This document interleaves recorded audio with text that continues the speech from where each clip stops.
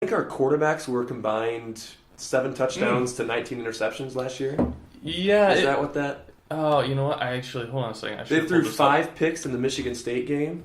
5, no touchdowns, 5 picks. And I know it was rainy, but come on, unacceptable. I think there was some fumbles in there too in that game. Oh, I remember. Yeah, not acceptable. Here's my take on it. I'm actually pretty excited that we've even named a starting quarterback, and here's why. So, Harbaugh has been notorious in his tenure so far to wait until, first game of the season, and then, as he's releasing the starting lineup onto the field, it's Brandon Peters is starting. Surprise! And part of that was because there was such a struggle to decide who was going to even be the starting. I don't think he even knew. No. And the fact that for any other team, announcing your starting quarterback 2 weeks out, not a big deal. Right. For Harbaugh, I think that's a big deal. I think that means he was so far ahead of Peters and Dylan McCaffrey and whoever else they got. I don't even know. He sealed the deal. That it wasn't even worth mentioning the other guys, right. Which I'm okay with because those, Peters, he had his bright spots, and I think he's still a good quarterback. He's a nice guy. And McCaffrey was one of the highest touted recruits. For sure. Yeah, for him to come in like that, I think is pretty sweet. So we'll see how it goes. We'll still probably lose half of our games this year, but we have hope, people. Doesn't sound like you have hope. Speculative, registered hope. All right. I'll take it. It's more than what we've had. Yeah. Yeah. Yeah. What's next on our agenda today? So, we're actually, get ready for this, Podcast Nation, breaking into a brand new segment for you. Ooh. What's it called? There's been some debate as to the name. Put it on the poll. Podcast Nation, this next segment is going to be a bit of a, not really a discourse, more of a... I'm planning just listening. Unless you want me to be involved. I'm going to get on my soapbox. Uh-huh. And I'm going to tell you about an issue in society that needs to be addressed. Something that needs to change. For the better. Because right now it's worse. And... Worse than better? It's worse than better. Yeah, okay. And it's about to be better than worse. This is one of the real issues that we see right now, and I want to tackle it head on. The segment is either called Trent's 2 cents or Preach It! Yeah, I think we have to put it for a poll. Put it on the poll. Put it on the poll. Build a Twitter account. Put it on the poll. Start a GoFundMe. Preach it. Trent's 2 cents. Hot, yeah. So many things. All right. On today's segment of Preach It, I'm going to be talking about an epidemic that is plaguing the American people. I'm not talking about the swine flu. I'm not talking about cat AIDS.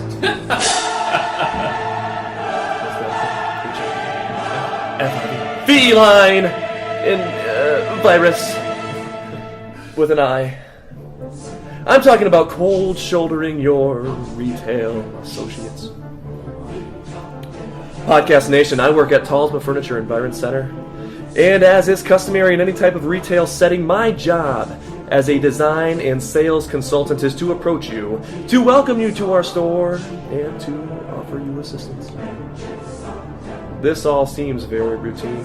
This is the structure of American retail after all, and whether you've been shopping for a car or shopping for a 6-pack of AA batteries and ripe bananas at your local Walgreens, you are sure to have experienced this approach to sales.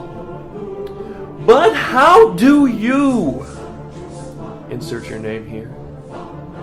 How do you respond to your sales associate in this type of situation? Beloved podcast listeners, I submit to you the following examples that have happened to me in the past 2 weeks.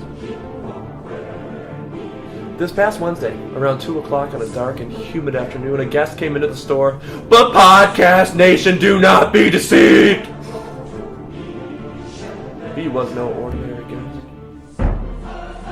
As he strolled slowly into the lobby in front of the store, ducking and covering amongst the sofas and end tables, I began my approach to see if I could offer this lost little lamb some much-needed assistance. As I came closer, the man shot out from behind a pillar and took off for the back of the store. I called out to him, "Excuse me, sir! Is there anything that I can help you find?"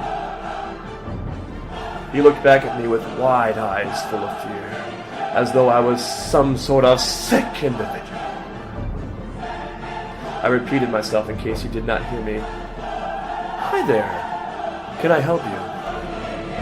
Podcasters, I do not exaggerate when I say that the man began to run. He shot towards the back of the store to get away from me as though I carried some sort of ancient plague, or as though I had arisen as a member of the undead to harvest his delicious meat. Podcast Nation, he treated me as though I was some sort of fox, some evil temptress.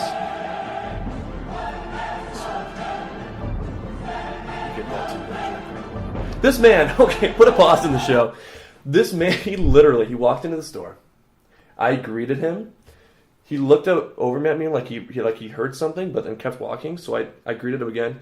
He ran. Literally ran. He looked back, ran. Like, turned the corner around some sofas and booked it back to the back corner of the store to our clearance center. Oh, it was the funniest thing. I was in shock. I was like... But trying to help you, man. Like, he just really didn't want to be sold. He did not need to be. He did. Well, he bought an end table from me. He did. He bought. Well, it was like a $99 end table. It's like I didn't need to upsell him, but people. This more of the story. Your retail associates are not foxes. They are just people like you trying to help make your life a little bit easier. Here's my advice. If you'd like some time to browse, I know that I do when I go into a store. Look your associate in the eye.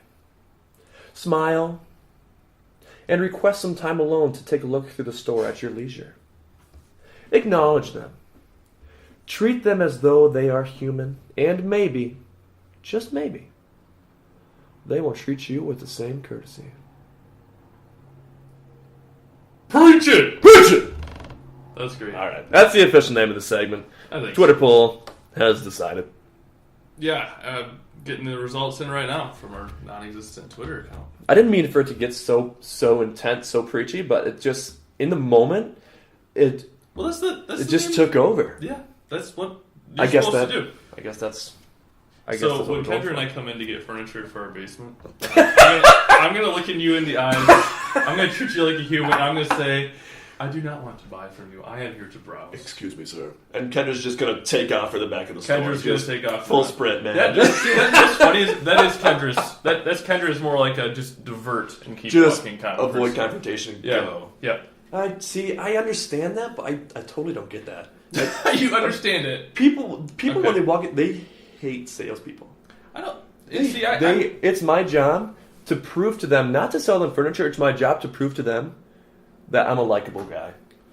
Right. That's basically. Well, and then they buy sofas from me. In my line of work, it is too. But I mean, so I get that, So when I walk into a store, at least be friendly. And be like, I'm just here to look around. You don't have to run to the back of the clearance section. No. I mean, that's not necessary. I mean, it makes for a good story, but that podcast. Yeah, talking to some of my coworkers about that too. That's not the first time that's happened. So, don't be that guy. Don't be that guy. Don't be that guy. Well, on that note, we should probably wrap up today's episode. Wow, podcast number 3 flew by, folks. Wow, that was quick. Do want to mention something. We mentioned in our last episode Sports Internet with Kendall Baker. Mm-hmm. Kendall, as we mentioned, is out of... Did you spill liquids in your eyes? Liquid just popped in my eye after I drank it. Ow! Keep going. Yeah, you gonna be okay? I'm good. I'm going to let you take it from here. Yeah, anyways. So Kendall, I think as we mentioned, he's out of San Francisco. Has a lot of experience in sports broadcasting and blogging, news, what have you. So he is... Are you sure you're okay? High five! We're going to be shortly...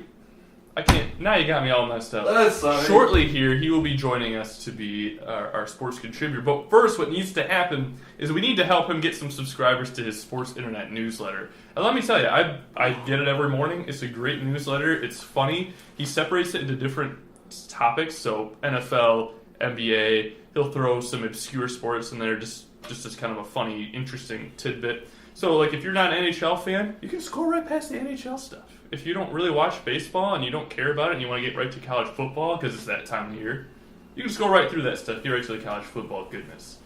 And for those of you who get bored by your just average daily newsletter, Kendall is hilarious.